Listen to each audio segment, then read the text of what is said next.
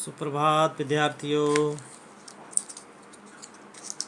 आज हम हिंदी में संधि के बारे में पढ़ेंगे। स्वर संधि के 3 भेद हमने आपको बता दिए थे। अब चौथे भेद के बारे में जानकारी करेंगे। यण स्वर संधि। यण स्वर संधि किसे कहते हैं? जब ई या ई वर्ण के बाद ई या ई वर्ण के बाद ई या अन्य कोई स्वर वर्ण आता है, ई या कोई अन्य कोई स्वर आता है तो ई का ई या य हो जाता है। क्या हो जाता है? य बन जाएगा उसका। यदि ऊ या ऊ वर्ण के बाद ऊ या ऊ वर्ण के बाद ऊ या ऊ आता है या कोई स्वर वर्ण आता है तो उसका व हो जाएगा। क्या हो जाता है? व हो जाता है। यदि री के बाद री या अन्य कोई स्वर वर्ण आता है तो उसका र हो जाता है। इस प्रकार के परिवर्तन को हम यण संधि कहते हैं।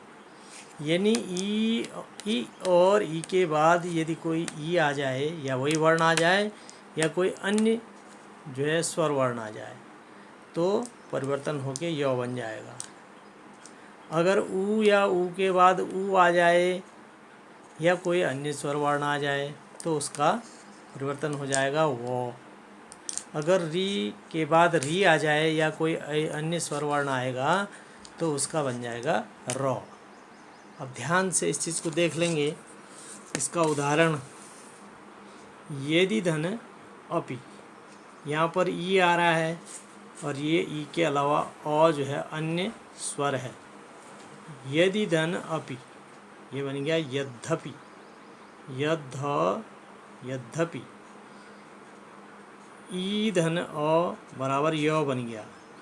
यहाँ पर इसका य बन गया। ऐसे ही अति धन आचार, ई धन आ अत्याचार, ई धन आ य बन गया उसका।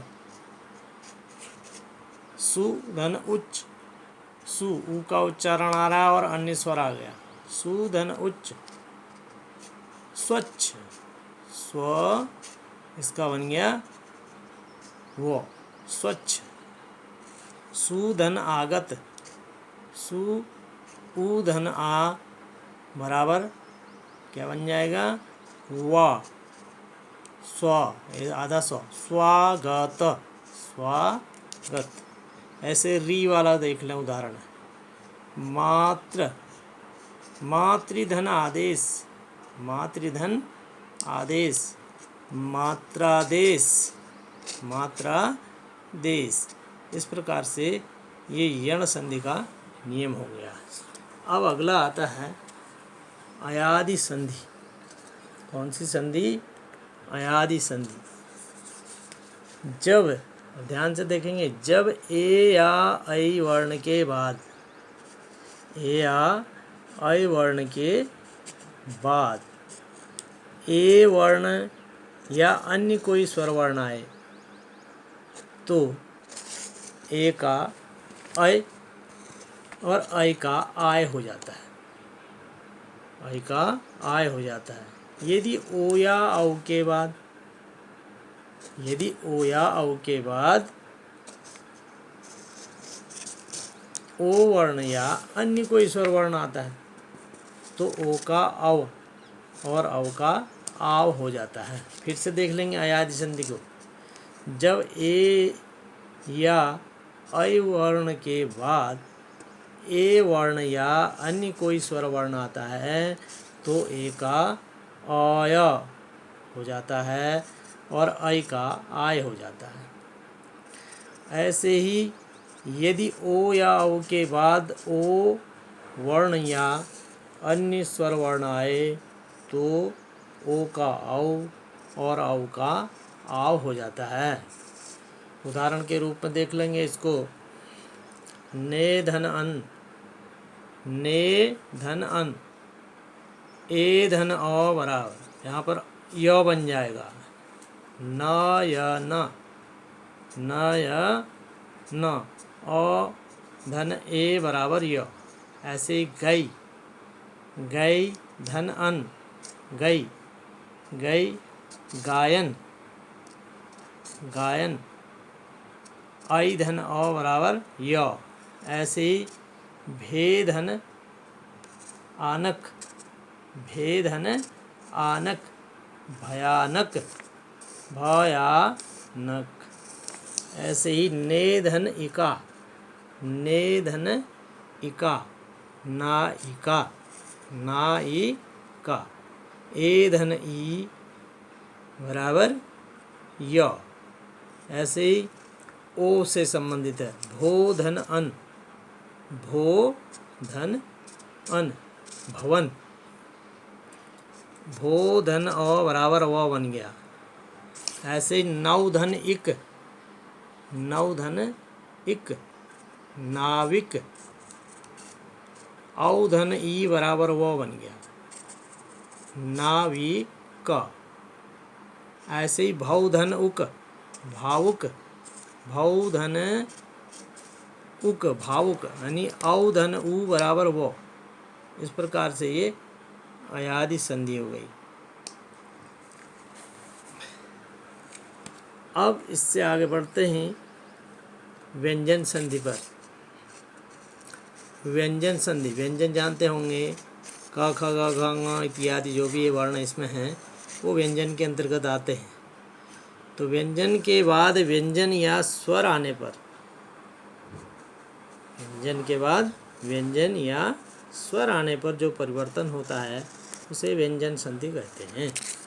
व्यंजन के बाद व्यंजन या स्वर आने पर जो परिवर्तन होता है उसे व्यंजन संधि कहते हैं। व्यंजन संधि के नियम अधोलिखित हैं, नीचे दिए हैं नियम। अब ध्यान से देखेंगे, इनको समझेंगे। यदि किसी वर्ग के प्रथम व्यंजन के बाद किसी, जैसे क वर्ग, च वर्ग, ट वर्ग, त वर्ग, प वर्ग है, तो इसलिए यदि किसी वर्ग के प्रथम व्यंजन के बाद किसी वर्ग का तीसरा चौथा व्यंजन किसी अन्य दूसरे वर्ग का, ठीक है, तीसरा या चौथा व्यंजन या स्वर या अंतस्थ व्यंजन य र ल व, अंतस्थ व्यंजन कौन से होते हैं, य र ल व आए तो प्रथम व्यंजन अपने ही वर्ग का तीसरा व्यंजन बन जाता है। जो प्रथम वर्ग था, जो प्रथम वर्ग, अब ध्यान दो फिर से, यदि किसी वर्ग के प्रथम व्यंजन के बाद यदि किसी वर्ग का तीसरा चौथा व्यंजन स्वर या अंतस्थ व्यंजन य र ल व आए तो प्रथम व्यंजन अपने ही वर्ग का तीसरा व्यंजन बन जाएगा। देखो जैसे कैसे बन जाएगा, जैसे है दिक धन गज। अब यहाँ पर क वर्ग का प्रथम वर्ण क्या है, क है, और इसका तीसरा व्यंजन क्या, क ख ग, तीसरा या चौथा का है, यहाँ पर जो है चौथा आया है क, यानी क भी क्या बन जाएगा, ग बन जाएगा, क वर्ग का, क ख ग। दिक धन गज, दिग्गज, दिग्गज। ऐसे ही दिक धन अंत, दिक धन अंत, ये क वर्ण जो है अपने तीसरे वर्ण में चला जाएगा, ये हो गया दिगंत, दिगंत। जैसे अच धन अंत च, च छ ज, च छ ज, तीसरा वर्ण बनेगा अच धन अंत अजंत, अ इसका बन गया ज, अजंत। ऐसे सठ धन आनन, सट धन आनन, ट ठ ड बन जाएगा सडानन, सडानन। ऐसे तत धन भव, त थ तत धन भव, त थ द, तीसरा वर्ण तद भव। ऐसे जगत धन ईस, तो थ द, यहाँ पर भी दो आ जाएगा जगदीश। सत धन भाव, सद्भाव आदि। दूसरा नियम है, यदि किसी भी वर्ग के प्रथम व्यंजन के बाद, यदि किसी भी वर्ग के प्रथम व्यंजन के बाद किसी वर्ग का पांचवा वर्ण आता है, प्रथम व्यंजन के बाद